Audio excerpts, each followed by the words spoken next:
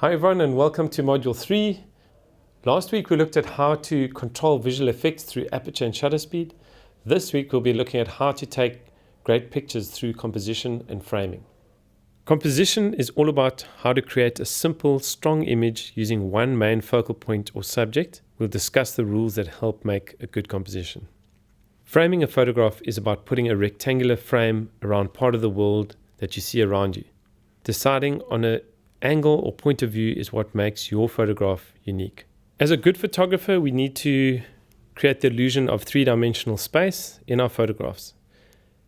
We do this by including foreground, middle ground, and background in our images.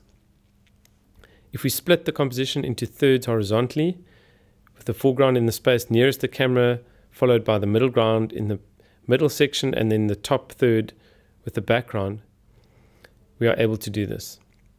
Generally, the focal point needs to be in either the foreground or the middle ground.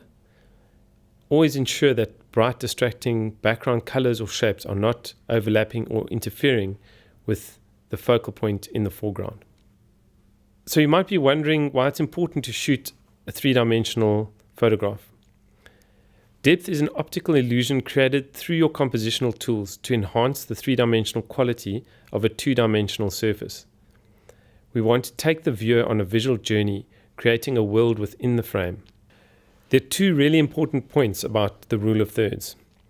Firstly, decide on your focal point. What is the subject of your photograph? And it's normally a shape or point that the eye comes to rest on.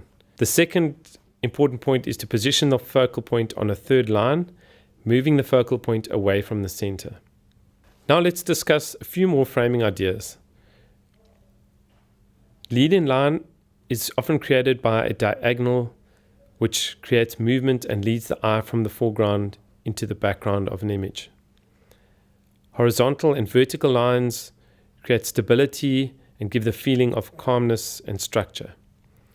Shapes are formed by objects inside the frame that add balance to a photograph and take the form of circles, squares, rectangles, triangles, and even organic forms.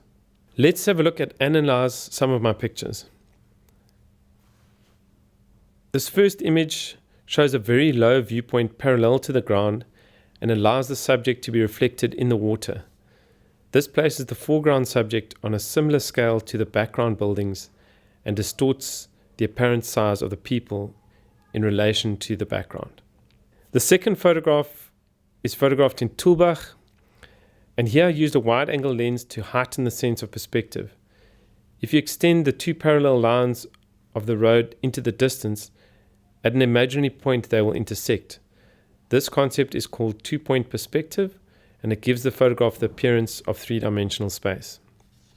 The third photograph was taken at Etosha Pan in Namibia, and here I split the composition into thirds horizontally. The foreground is the space nearest the camera, followed by the middle ground, and then the background sky.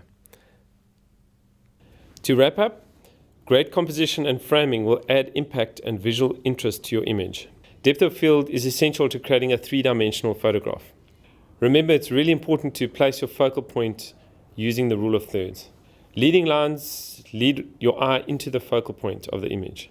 Horizontal and vertical lines create a sense of stability and a sense of peace in the picture.